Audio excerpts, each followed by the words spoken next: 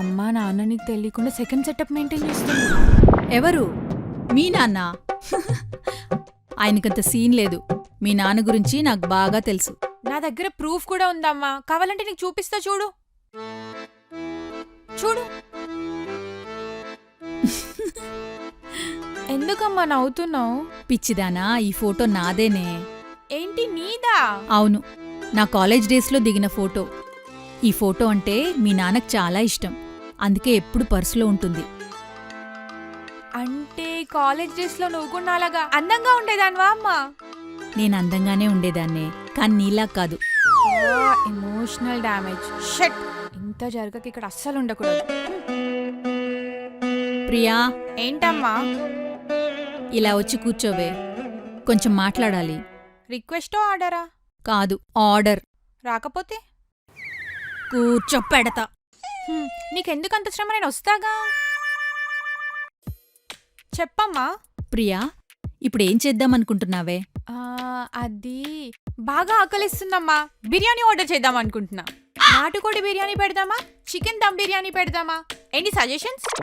దేవుడా, కోడి కూతకు నిద్రలేచే కూతుర్నివ్వమంటే కూసిన కోడిని కోసుకు తినే కూతుర్నిచ్చావు. అయినా నిన్ను కాదే అనేది.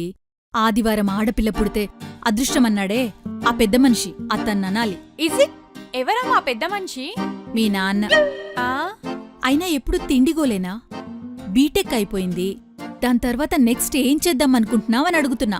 ఎంటెక్ చేద్దాం అనుకుంటున్నానమ్మా. కొడితే చంప పగులుతుంది. బీటెక్లో అన్ని సప్లీస్ రాశాక ఇంకా ఎంటెక్ చేస్తావా? అయినా నీ బీటెక్ కంప్లీట్ అయ్యేసరికే మా బ్యాంక్ బ్యాలెన్స్ అంతా కంప్లీట్ అయిపోయింది. మళ్ళీ ఎంటెక్ అన్నావనుకో, ఊర్లో ఉన్న పొలం, ఫ్లాట్ అన్నీ అమ్ముకోవాల్సొస్తుంది. సారీ బేబీ, ఇప్పుడు నీ మీద అంత ఇన్వెస్ట్ చేసే ఇంట్రెస్ట్ మాకు లేదు. అయితే నేను జాబ్ చేస్తానమ్మా. జాబా? ఏం జాబు? సాఫ్ట్వేర్. సాఫ్ట్వేరా?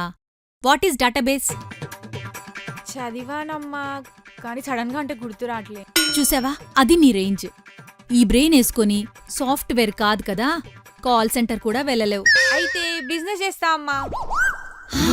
Nice idea. కాకపోతే ఆల్రెడీ మన వీధిలో ఆకుకూరల బండుంది, అరటి పండ్ల బండుంది.